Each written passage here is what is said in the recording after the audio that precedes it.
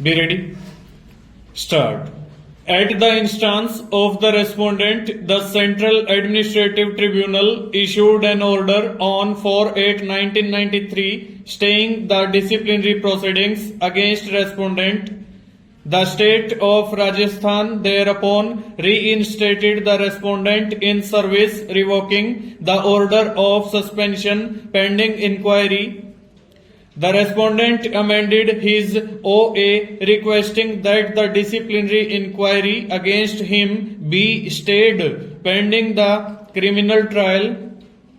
When the original application came up for final hearing, the only ground urged by the respondent was that the departmental proceedings be not allowed to go on so long as the criminal proceedings are pending against him.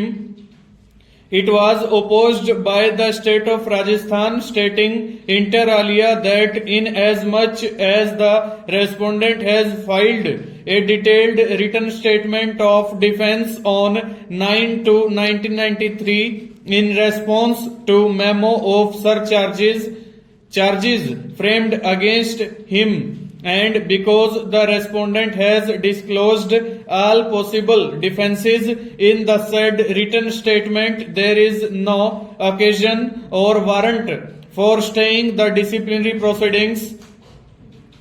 The tribunal found that the charge sheet in the criminal case and the memo of charges in the disciplinary proceedings are based upon some facts and allegations.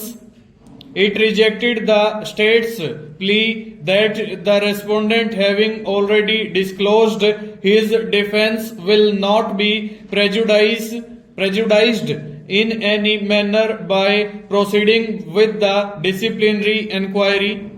The tribunal observed that we cannot say at this stage what will emerge during the inquiry proceedings after examination of the evidence.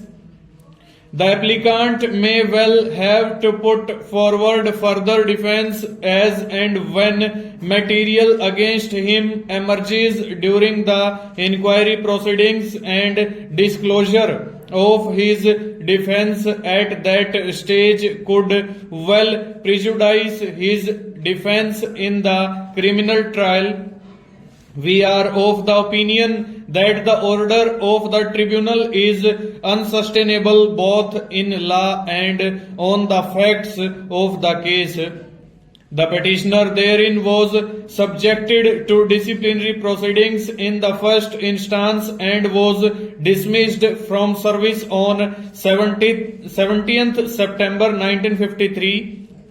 On 23rd February 1954, the police submitted a charge sheet against the petitioner therein in a criminal court in respect of the very same charges. The petitioner challenged the initiation of criminal proceedings on the ground that it amounts to putting him in double jeopardy within the meaning of clause bracket 2 of Article 20 of the Constitution of India. A constitution bench of this court rejected the said plea, holding that there is no legal rejected the said plea, holding that there is no legal objection to the initiation or continuation of criminal proceedings. Full stop. Over.